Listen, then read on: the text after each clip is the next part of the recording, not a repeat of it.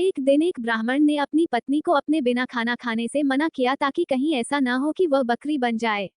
इसके जवाब में उसकी पत्नी ने भी उससे यही कहा कि वह भी उसके बिना खाना नहीं खाएगा ताकि वह कहीं चीता न बन जाए। दोनों राजी हो गए। इस तरह काफी दिन निकल गए और दोनों में से किसी ने अपना वादा नहीं तोड़ा। दोनों एक दूसरे के साथ ही खाना खाते थे, पर एक दिन उस ब्राह्मण की पत्नी ने अपने बच्चों को खाना देते समय उस खाने में से चखने के लिए एक और खुद खाकर देख लिया। उस समय क्योंकि उसका पति वहां नहीं था, सो उसकी पत्नी तुरंत ही एक बकरी बन गई। जब वह ब्राह्मण घर आया तो उसने देखा कि एक बकरी उसके घर के चारों तरफ घूम रही है। ये देखकर वह बहुत दुखी हुआ क्योंकि वह तुरंत ही जान गया कि वह बकरी और कोई नहीं बल्कि उसकी अपनी प्यारी पत्नी थी। उसने उसको अपने घर के आंगन में बांध दिया और उसकी बड़ी सावधानी से सेवा करने लगा।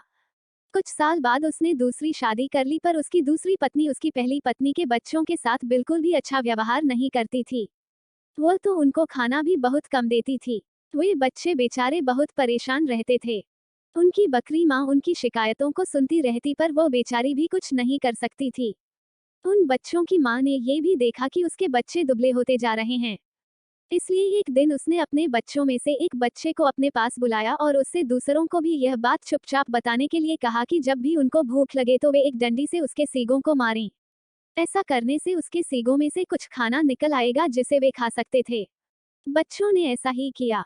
अब जब भी उनको भूख लगती तो वे अपनी बकरी माँ के सींगों में डंडी मारते। इससे उनमें से कुछ खाना निकल आता और वे उसको खाकर अपना पेट भर लेते।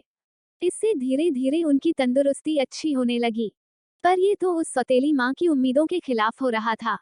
उसके सौतेले बच्चे तो बजाय दुबले होने के और ज्यादा तंदुरुस्त होते जा रहे थे, जबकि वह खुद उनको बहुत कम खाना देती थी। वह उनको इतना तंदुरुस्त देखकर बहुत ही ताज्जुब में पड़ गई कि यह सब कैसे हो रहा था। कुछ समय बाद उस ब्राह्मण की दूसरी पत्नी ने एक आंख की बेटी को जन्म दिया। वह अपनी उस कानी बेटी को बहुत प्यार करती थी और उसकी किसी भी जरूरत को तुरंत ही पूरा करने को तैयार रहती थी, जिसको वह समझती थी कि वह उसको चाहिए। कुछ दिनों बाद जब वह लड़की काफी बड़ी हो गई, चलने फिरने लगी, बोलने चालने लगी, अच्छी तरह बात करने लगी, तो उसकी माँ उसको दूसरे बच्चों के साथ बाहर खेलने के लिए भेजने लगी। उसने उसको ये भी कहा कि वह अपने बड़े भाई बहनों पर निगाह रखे कि वे कब और कैसे खाते पीते हैं। लड़की ने कहा, ठीक है। वो लड़की उनके साथ सारे दिन रही और उसने वह सब कुछ देखा जो उनके साथ हुआ। ये सुनकर कि बकरी उसके सौतेले बच्चों को खाना दे रही थी, वो दूसरी पत्नी बहुत गुस्सा हुई। उसने तय कर लिया कि वो उस बकरी को जल्दी से जल्दी मरवा देगी। एक दिन उसने बहाना किया कि वो बहुत बीमार है और अपने इलाज के लिए एक हकीम को बुलवाया। उसने उस हकीम को रिश्वत दी और कहा कि वो उसके लिए दवा के तौर पर बकरी का मांस खाने के लिए बताए। उस हकीम ने ऐसा ही किया। ब्राह्मण अपनी पत्नी की बीमारी के लिए बहुत चिंतित था और हालांकि वह बकरी को बिल्कुल मारना नहीं चाहता था, फिर भी वह अपनी दूसरी पत्नी को ठीक करने के लिए उस बकरी को मारने के लिए तैयार हो गया। पर यह सुनकर उसकी पहली पत्नी के छोटे छोटे बच्चे बहुत रोए। वे बहुत दुखी होकर अपनी बकरी माँ के पास गए और उसको जाकर सब बताया। उनकी माँ ने कहा, मेरे प्यारे बच्चों, रो नहीं। जो जिंदगी मैं जी रही हूँ ऐसी जिंदगी से तो मर जाना अच्छा है।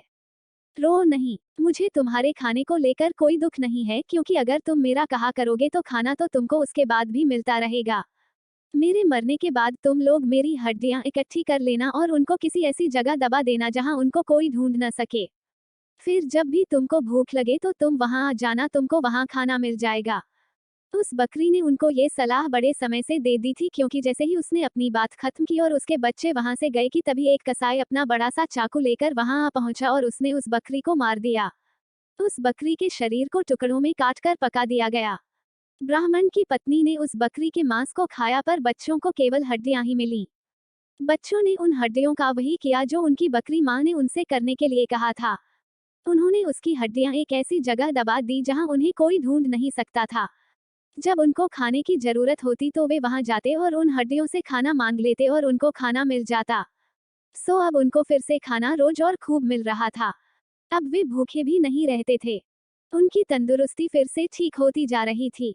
उस बकरी के मर जाने के कुछ समय बाद ब्राह्मण की पहली पत्नी की एक बेटी पानी के नाले में अपना चेहरा धो रही थी कि उसकी नाक की लोंग खुल गई और पानी में गिर गई।